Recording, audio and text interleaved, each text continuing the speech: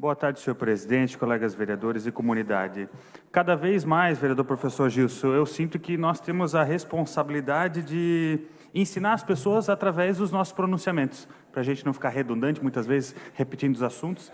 E hoje eu quero explicar para as pessoas, quero defender a minha tese, o porquê eu me considero um liberal clássico, porque eu entendo que a economia de mercado é o melhor que a gente tem, não só para a nossa cidade, mas para o Brasil e para o mundo.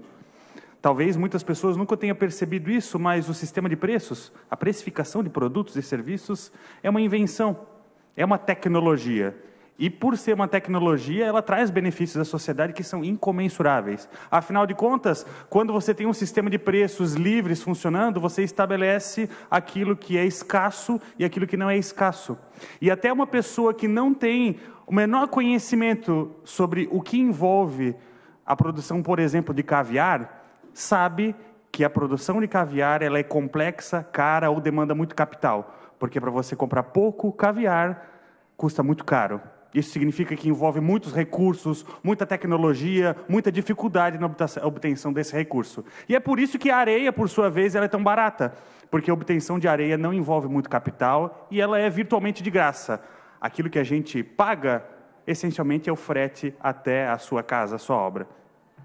E quando o governo interfere no sistema de preços, oferecendo distorções como, por exemplo, tabelamento de preços, ou socializando algum serviço público, ou como, por exemplo, a gente tem aqui em Blumenau, algo que eu considero, de certa forma, controverso, a revitalização do Frozen, com investimento de mais de 3 milhões de reais, não opera o sistema de mercado, porque o recurso aplicado ali, talvez, num sistema livre, teria sido empregado em outras necessidades mais urgentes da população. E aqui fica a minha crítica em torno disso, vereador Tuca. Será que os recursos aplicados pelo poder público, não só em Blumenau, mas em todo o Brasil, estão sendo aplicados no melhor local?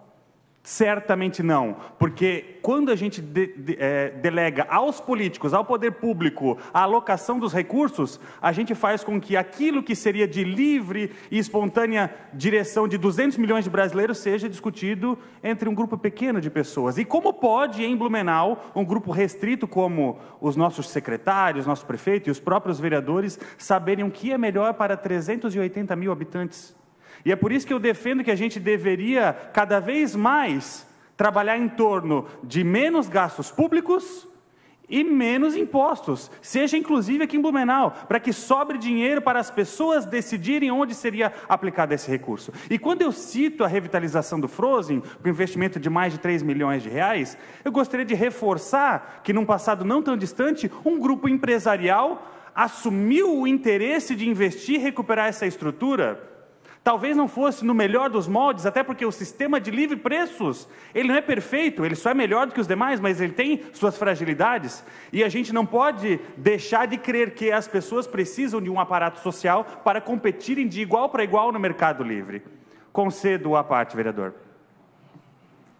Com autorização do orador, vereador Bruno Cunha. Vereador Nazato, primeiro eu quero lhe parabenizar por essa fala e dizer que sou um grande defensor das parcerias público-privadas. Eu fui atrás de Curitiba para ver um modelo que Curitiba vem apresentando. Eles fizeram isso em diversas áreas, onde, com as parcerias com os empresários, as empresas se cadastram em vários gastos que se tem, por exemplo, os gastos de manutenção de praça pública, de espaços, na verdade, consegue divulgar a marca dos empresários e tirar esse recurso. E são recursos que podem ser aplicados em outras áreas, como saúde e educação. E dentro dessa pesquisa, fiz um projeto inovador aqui, que é uma empresa amiga dos animais, onde a gente já conseguiu 10 mil de uma empresa que assinou um termo com o poder público para que a gente possa utilizar dos mutirões de castração, que também foi uma lei da nossa autoria, como utilizar das caminhadas para, através da visibilidade das empresas, a gente não ter gastos diretos e conseguir otimizar isso para outras situações. Eu espero, infelizmente não tive respostas até agora desse estudo, mas eu espero que o próximo governo também possa olhar com muito carinho aquilo que Curitiba vem fazendo, que hoje para mim é uma grande referência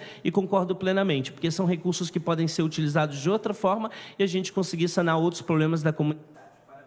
Obrigado pelas colocações, vereador. Adiciono a sua fala ao meu discurso e concedo a parte ao vereador Emanuel. Com autorização do orador, vereador Emanuel Santos Tuca. Vereador Diego, lhe parabenizo pela sua fala, que traz sanidade para quem presencia e para quem acompanha.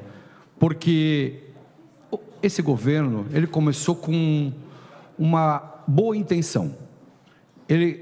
As concessões público-privadas, ele começou a fazer essas praças.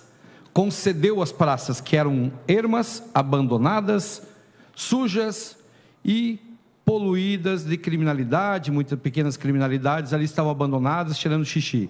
Hoje geram emprego, renda, limpas, porque estão na mão da iniciativa privada. Então esse governo ele começou dando passos certos, mas termina, infelizmente, botando dinheiro onde não precisa. Enquanto nós temos 8 mil cirurgias aguardando na fila, nós temos 2.000 exames, pessoas aguardando exame, 1.500 crianças aguardando fila de creche para os pais poderem trabalhar com os filhos de segurança, e eu não acredito que esse governo vai terminar bem. Espero que o próximo governo continue com as concessões nesse... Obrigado pela sua fala, vereador. Senhor presidente, por conta dos 2 apartes, mais 3 minutos? Sim, mais 2? 3 minutos. Mais 3 minutos. Agradeço pela gentileza, agradeço pelas falas dos senhores vereadores e reforço a minha fala. O restaurante Frozen, ele recebeu investimentos de mais de 3 milhões do poder público quando, há pouco tempo atrás, um grupo empresarial demonstrou interesse em fazer toda essa recuperação e explorar esse sistema. Então, a gente deixou de ter o Frozen readequado à nossa população e mais 3 milhões e pouco de reais sendo aplicados em qualquer outra coisa. Ou melhor, deixamos de colocar 3 milhões e pouco de reais diretamente no bolso da nossa população, porque foi cobrado esse imposto e não precisaria ter sido cobrado.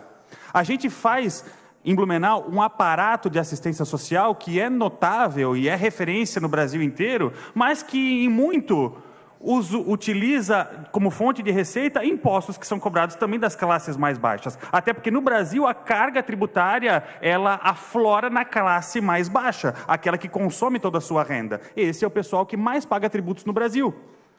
E do que adianta a gente cobrar imposto para depois ter que entregar um aparato social para essas pessoas? A gente não deveria estabelecer aqui uma reconfiguração das classes sociais em Blumenau e tentar atacar a maneira com que a gente onera essas pessoas? Será que a gente não poderia estabelecer, eventualmente, um imposto de renda invertido? Aqui em Blumenau mesmo, dá para fazer isso? Porque daí sim, aquela pessoa vai ter a liberdade de gerenciar sua própria vida e seus próprios recursos. E quando eu falo de economia de mercado, eu gostaria de citar um exemplo trágico aqui para a história de Santa Catarina, que foi o processo de construção e declínio da nossa estrada de ferro, que entrou em operação em 1909, um empreendimento privado, descendentes de alemães estabeleceram aqui uma estrada férrea com aproximadamente 180 quilômetros, com a expectativa de, no futuro, chegar até a divisa com a Argentina. Só que, infelizmente, nos anos 50, o Brasil vivia um regime autoritário de Getúlio Vargas, que estatizou não só essa estrada de ferro, como diversas estradas de ferro pelo Brasil, e a incompetência do governo, que é algo generalizado no mundo inteiro, fez com que ela entrasse em declínio. Não recebeu os investimentos que eram necessários. Em 1971, ela oficialmente deixou de operar. Perdemos um ativo precioso no Vale do Itajaí,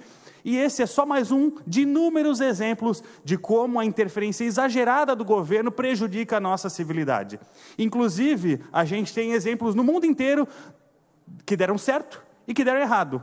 A gente não precisa inventar a roda, basta a gente seguir os exemplos das nações desenvolvidas, aquelas que já passaram por tudo isso, tem muita história a entregar para a gente, e é muito inteligente aquele que aprende com o erro dos outros, para não precisar arcar com eles. Então passou do momento da população brasileira acreditar em populismo, e ela precisa entender que a responsabilidade sobre o desenvolvimento econômico recai sobre seus próprios ombros. Ninguém jamais vai entregar a você aquilo que é de sua responsabilidade. Obrigado a todos.